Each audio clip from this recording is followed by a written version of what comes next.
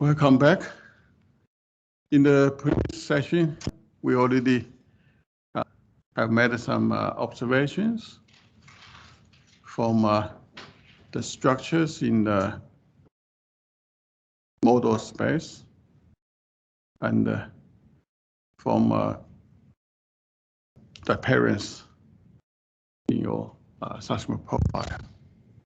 So those observations give us as guidance to do the migration. Now, we started talking about how to implement migration.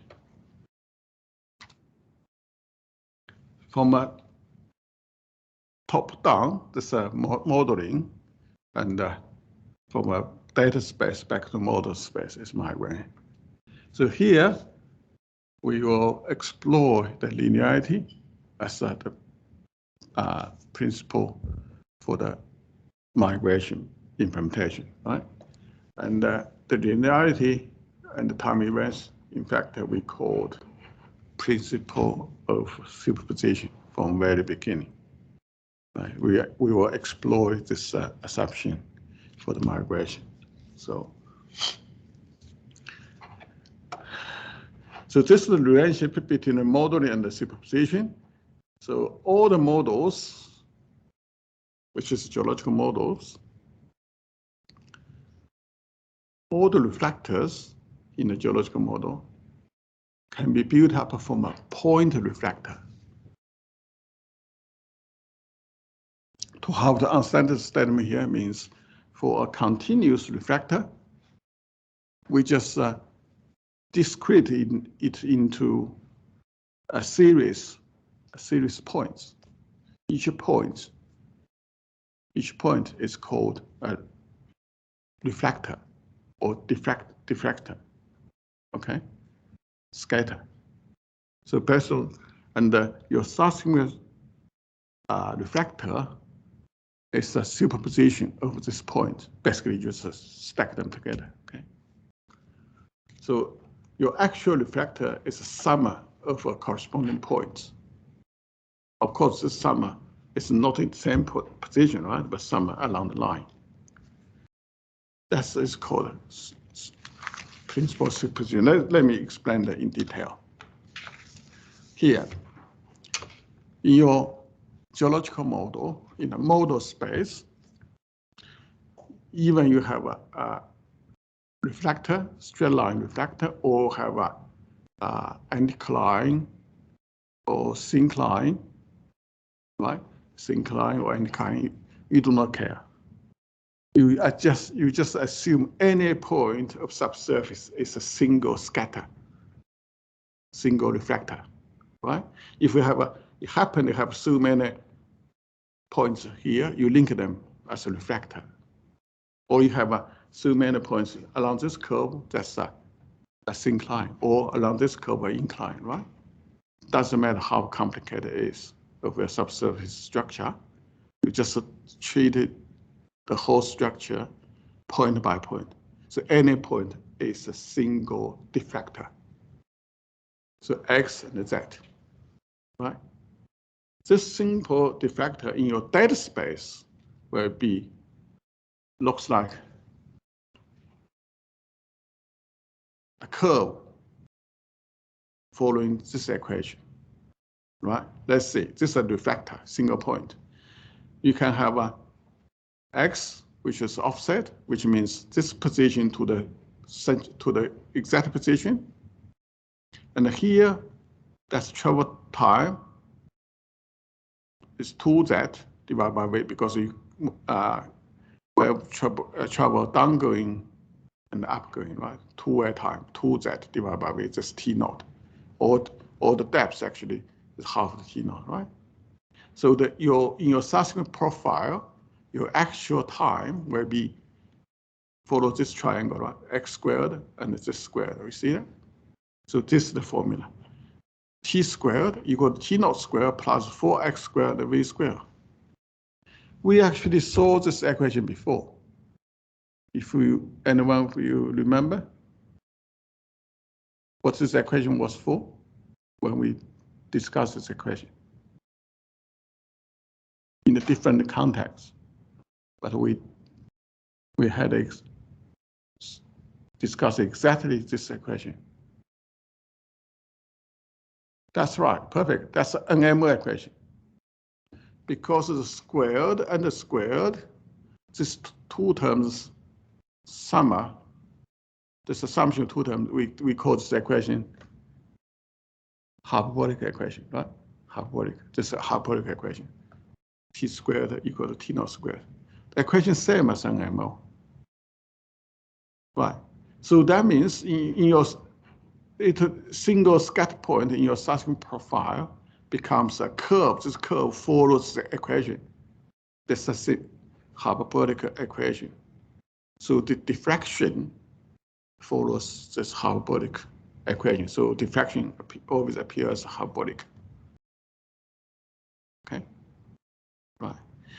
Why I emphasize this equation, a similarity of this equation, because that means this V here, for the velocity for migration have some close relationship to the velocity we use for NMO. Now you can realize why we need to do the NMO and the velocity analysis before.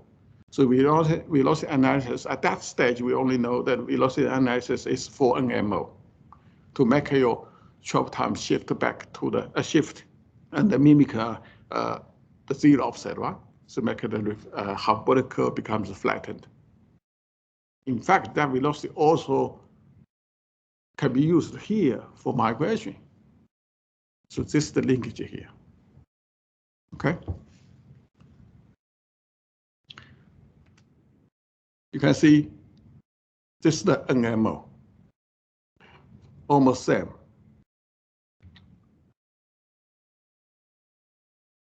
So now,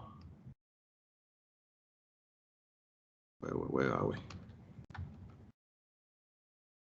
It was a single scatter for far offset, for far CMP point. You travel from here down to a single point and come back and put your data below the CMP point.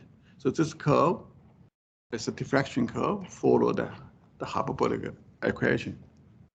So the curve is hyperbolic, right? That's the way. So easy way to do migration means you can sum all this energy into a single point. You see that? That's one way to do migration. We'll talk about the migration implementation later. Now, we're talking about the principle of the superposition. We assume this is a reflector, but we do not need to do the reflector is continuous structure, right? You do not have discontinuity, just continuity. But in your seismic data analysis in the migration context, you can simply consider this reflector as a series of diffractors. Okay, so you treat individual diffractor separately. So for this one, you have a hyperbolic curve, and next one another hyperbolic curve, right? So on and so forth. So you have a series of hyperbolic curves. Now, so hyperbolic curves, after you display all the hyperbolic curves, you sum them together because of superposition, right? For each individual point, we just sum them. Straightforward sum them. You can see here, these hyperbolic curves are canceled each other. But at the edge, you have a clear reflection here. You see that? So from this one, after from a data space, from model space to data space, you can see this diffraction angle. It was this angle, actually 52 degrees. But if we cancel all the diffraction, but left only the edge here, this is the diffraction. This becomes 38 degrees. You can see this angle smaller than this angle. You see that? So this is the principle of superposition. You basically assume any point of a subsurface is a scatter. And then you do the scattering. Scattering means you calculate the hyperbolic curves, right? For each point, you generate a hyperbolic curve. Each point in your model space generate a hyperbolic curve in the data space. Each point you do the same thing. And then some part cancel each other, but left over the clear image of something profile. Okay, that's the principle of superposition. That's modeling. Same principle will be applied to the migration. But just to say that this is the reflection. You know, the length much longer than the reflector, and the angle smaller than reflector. So that was for the single straight line. But if we had a fault like here, you have a structure layer here, layer, but they have a fault here, right?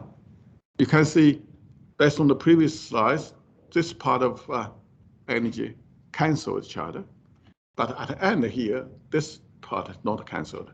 Here not cancelled, here not cancelled, here not cancelled, right? So this gives you an indication at the end of a segment, you have a half wing of hyperbolic curve, right? Let's see that. So this, you can see, that's the superposition. You treat this continuous reflector as a series of deflectors. So many deflectors. Each deflector you generate a hyperbolic curve. But at the end, this thin lines, thin curves will be cancelled. But at the end, this one will be left over, right? So next one, you can see the first one here, this left over. This will be cancelled by the rest. So in your suction profile, you have a continuous reflection, and at the end you have the deflection, half branch of deflection, right? So that was my modeling and superposition. Now we're talking about the superposition principle in the migration now. Again, it's a linear, but the processing now is simply as a reverse processing, right? Not inverse, reverse. Well, slightly different meaning, okay? The procedures in the reverse direction. Inverse, we're talking, in the mathematics, we're talking about we know something result, but we try to extract something, right? So slightly different. But in some sense, they will be same, but here we just emphasize that's exactly the opposite direction. So reverse modeling. Now, we have two possibilities for the migration. One called a diffraction stack, we already show you. You have all the diffractions, you just stack them, right? Another one, because we stand in the model space, we know that that model space point becomes a diffraction in your data space, right? And then another way you can say, okay, well, now I try to reconstruct the data space, single point. We can sum. Sorry, if we try to reconstruct the single point, you can sum the energy. This is called stacking. So the diffraction, that's what we stay in the model space. But if we stay in the data space, we know this data point actually could be from all different curves, right? So we need to find all different curve position. So that's called a Kirchhoff migration. So these two methods are equivalent, physically equivalent. Only difference is if you talking about you staying in the model space or staying in the data space. Just the difference, right? When we're talking about the detail, we will know difference. But in any case, that theoretically or physically they are same. So okay, here I said here, Kirchhoff migration. Basically, you decompose data into point reflections. But a diffraction stack means you consider your data is a diffraction came from a single point, which is a diffractor, right? So this diffraction, that's a reflection.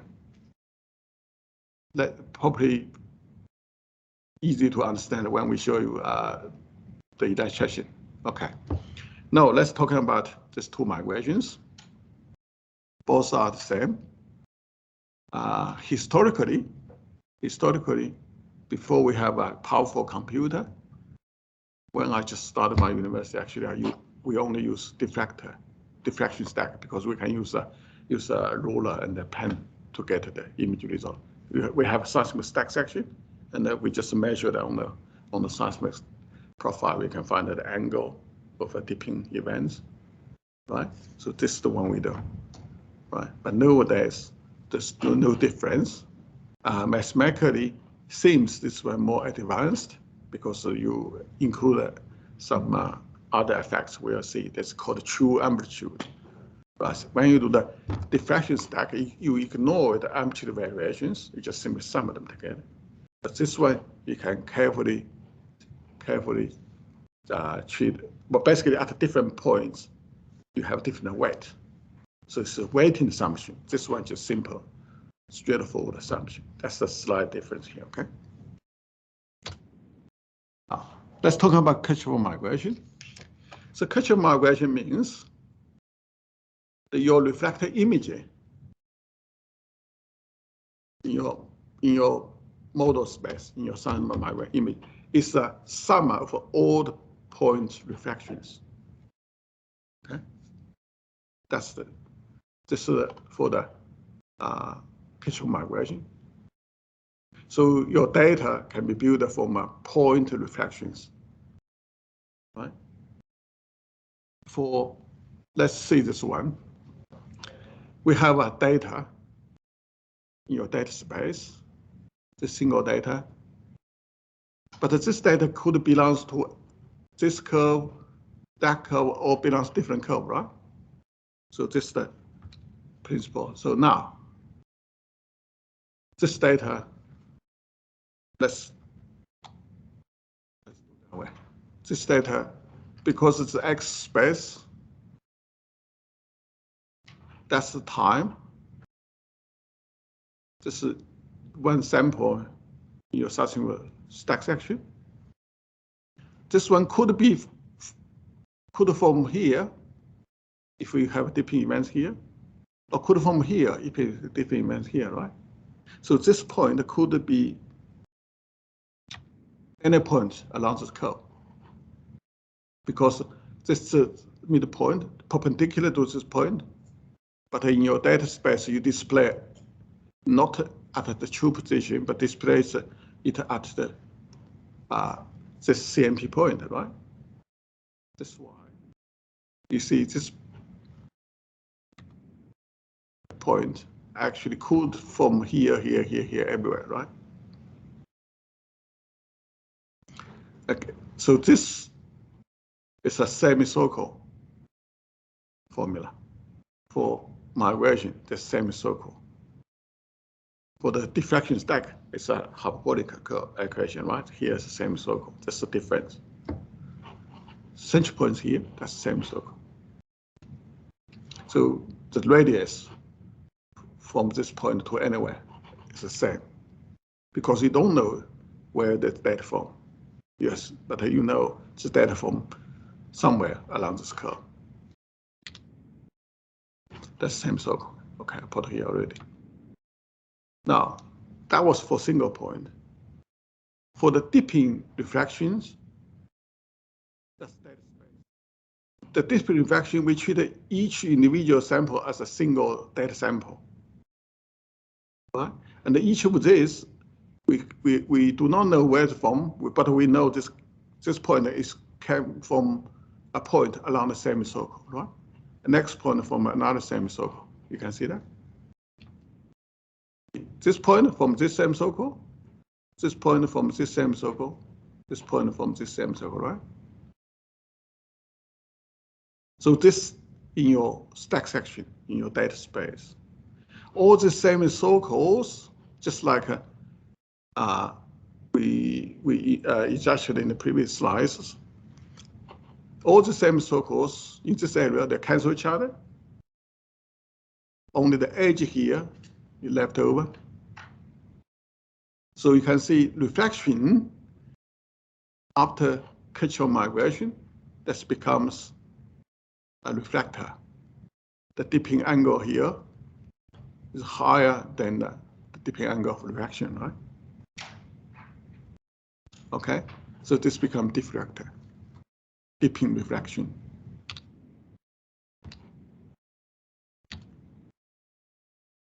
That's cultural migration.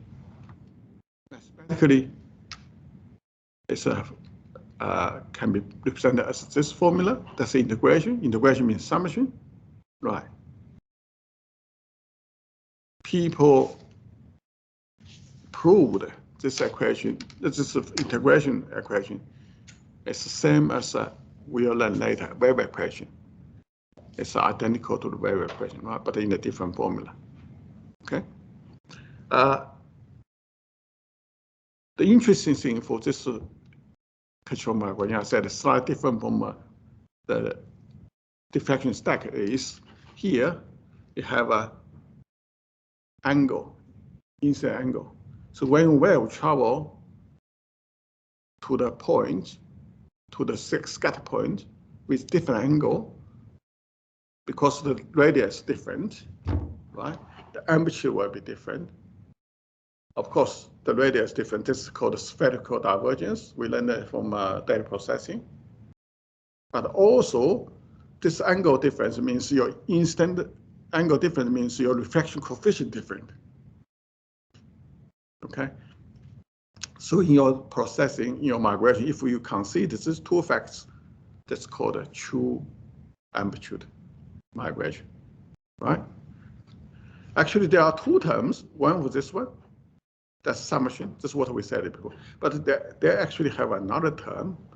This one in the migration processing, we usually ignore that. Okay?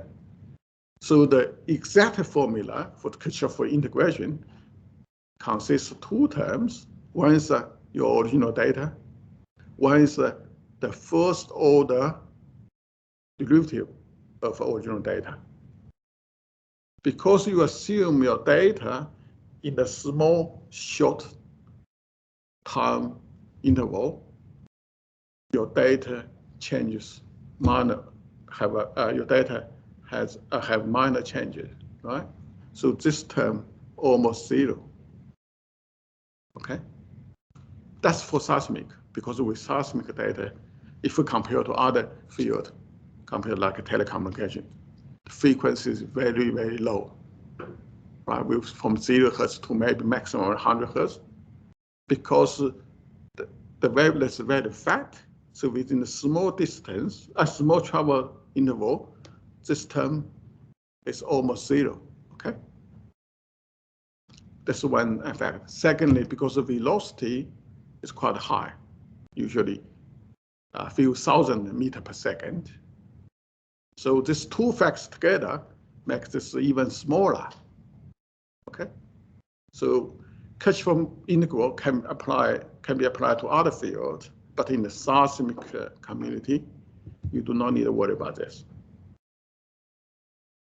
Okay, A wavelet has a lower frequency, so this ratio, this is a sort of diffraction. Derivative is very small. V here is very large. It's 10 power of 3 scale, right? So because these two facts enhance each other, so this term becomes much, much smaller in the seismic resolution. So you only need to worry about that. The Kirchhoff migration I'm talking about, if you consider this factor here, it will be called true amplitude migration. But normally, if we talk about structure, we just simply sum them together. Okay. So this is the formula, mathematical formula. looks like in the first grade, it looks like it is quite complicated, but actually not, right? If we think about these two terms, think about the physical meaning of individual term, you will see this is very straightforward. Of course, we do not do the mathematical proof. Mathematically, it's a proof from a wave equation down to this. Okay, that was Kirchhoff migration. Equivalently, we can stay in another field, which we call the diffraction stack. Diffraction stack means your reflector image is a sum of all the points from diffractions. Diffraction is hyperbolic curve, right? Reflection was semicircle. So let's see how this implement. Okay, again, this follows principle of superposition. Right. In your seismic data, in your seismic profile, X and T, you have individual traces at different CMP points because there are zero offset. So you have a X position means CMP position. So that's a T naught, right? This curve follows the hyperbolic equation. This is hyperbolic curve. The optimal version, you just think about this curve came from this point. So that means if you're writing a code for stack section, you basically have data over there. Now your person is staying in the image, staying in the model space. So I want to image this point. What do? I go to the data, go to data space, I sum all the energy along the curve and put this energy into this point, right?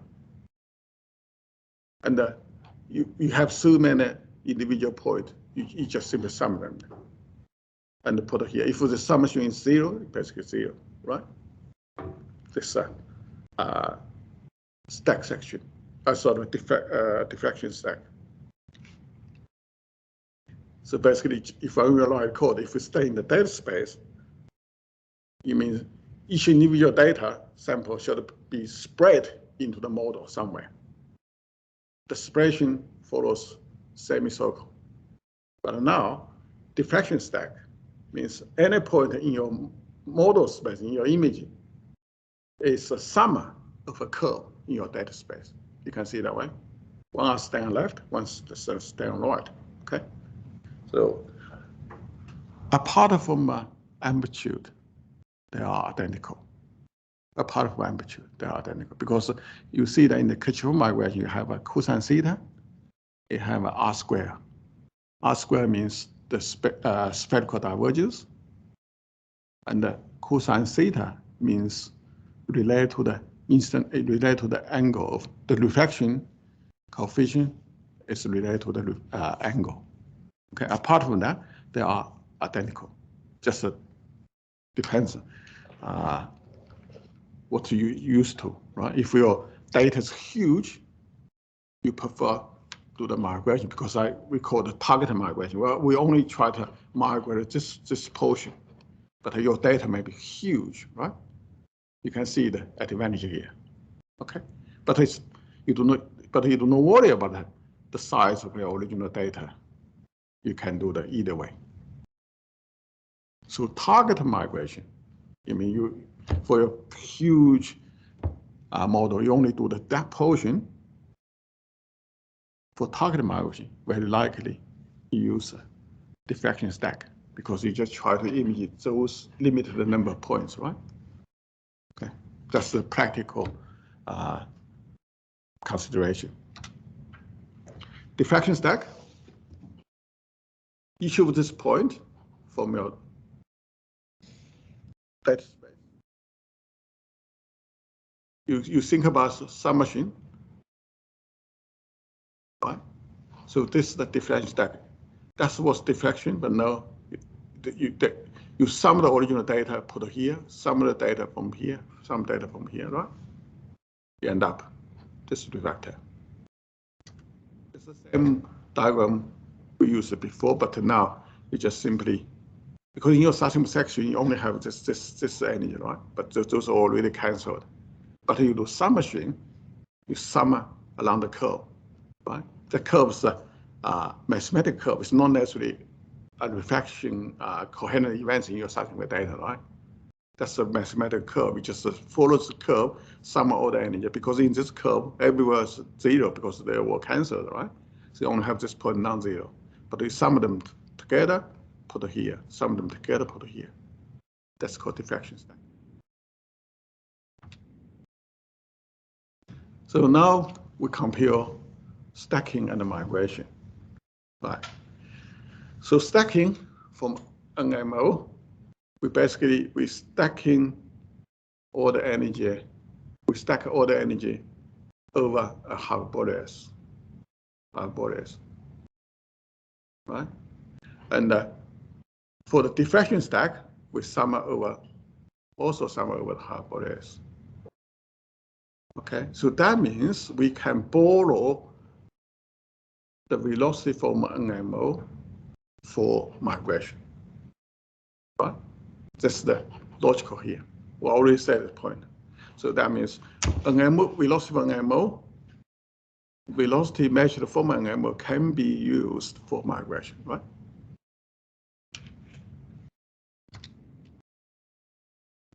So let's summarize that. We're talking about the integral methods, control migration, and diffraction stack. So control migration based on the response of a point reflection, right? It's input oriented, which means I stand in the data space, input, right? Input data space, assessment data, okay? And each individual data will be spread out as a semicircle in your model. You see that? Okay.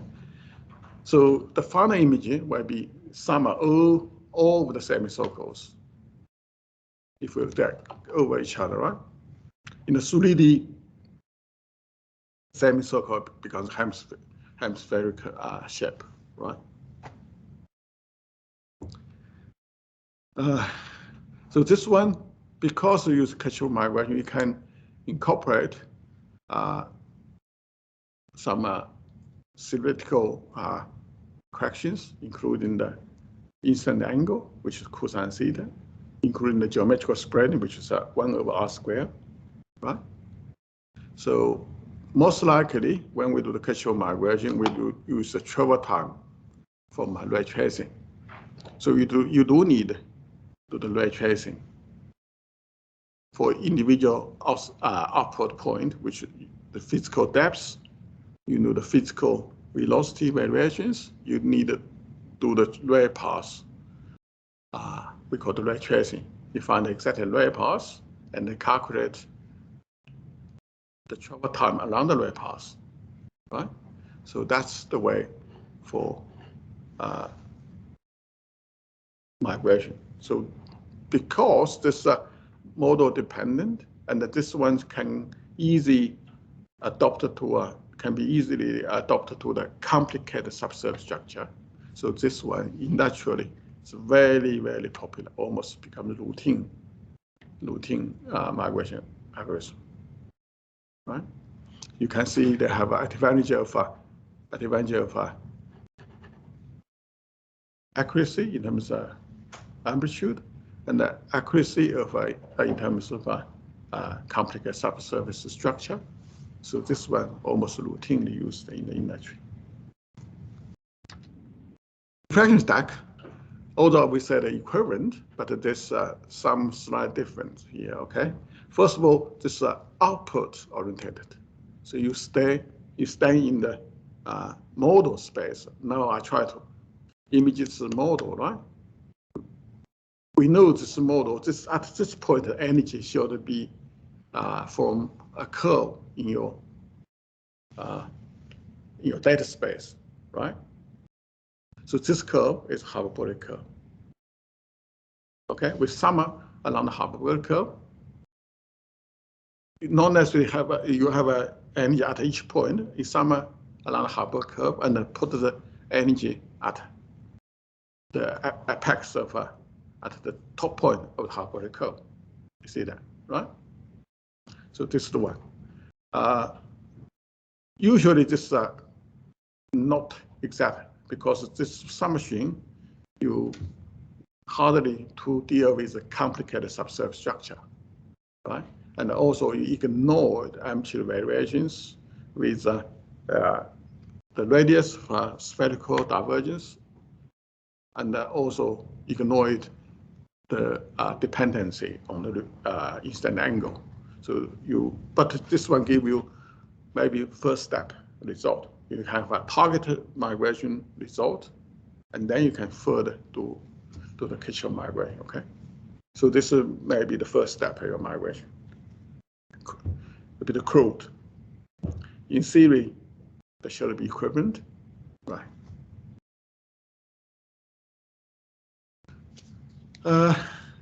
So the Kushner migration is a sum of what we call the impulse response.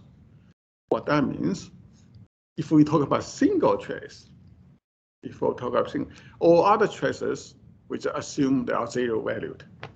We just focus on single trace. Single trace means from top to bottom, we just have a true amplitude from a seismic trace, right? And for each trace, for each sample, we do the migration image.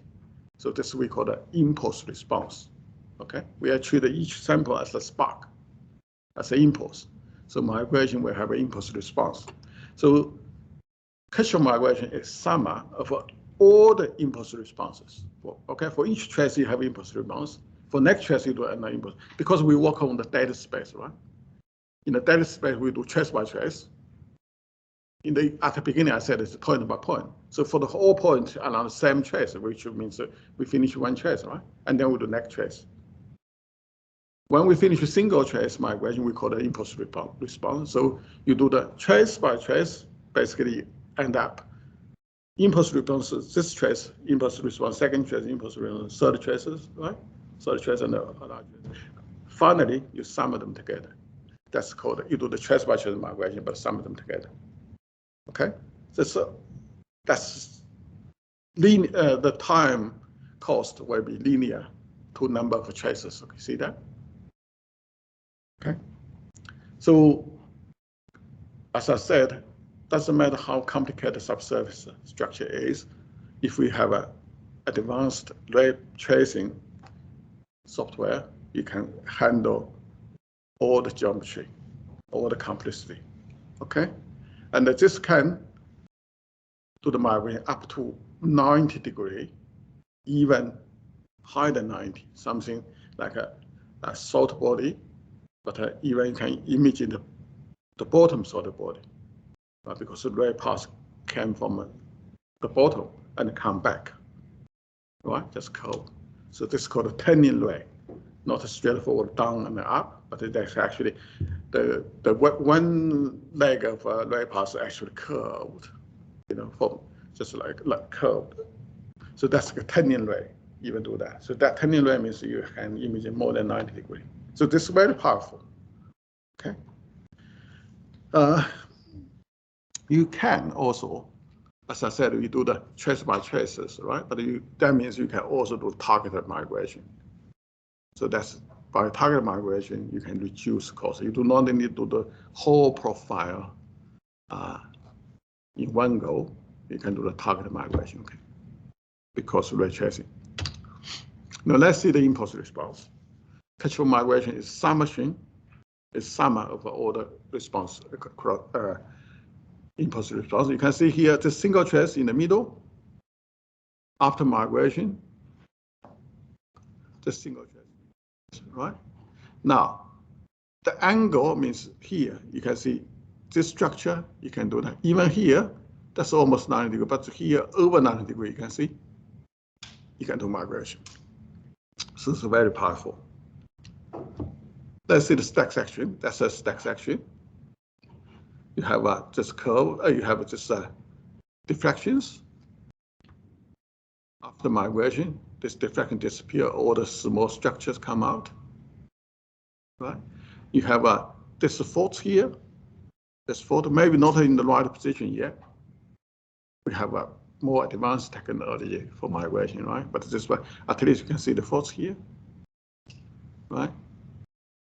And it's just sort of a dipping event.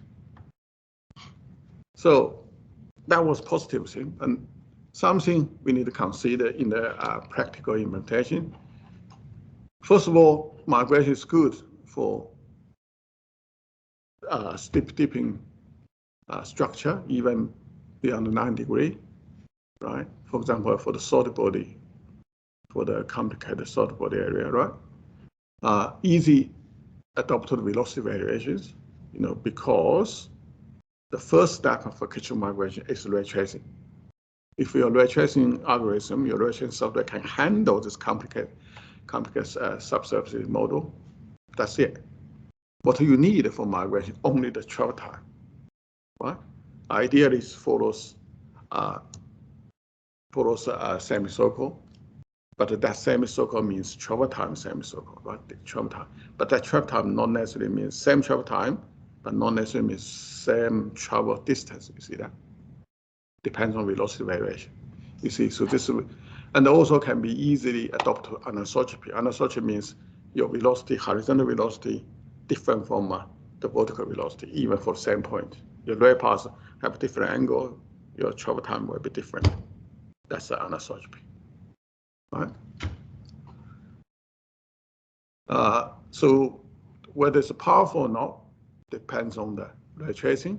So the limit also by the ray tracing. If ray tracing for the single point you won't have a single ray path, but maybe you have a multiple ray paths at the same time, travel time, but reach the same point, but different ray paths. That's called a multivariate travel time, right? So if you have a sophisticated, advanced ray tracing package, you can do much more, but the limitation is also limited by ray tracing. So ray tracing is a key for migration. Amplitude not necessarily right, so need to be carefully processed.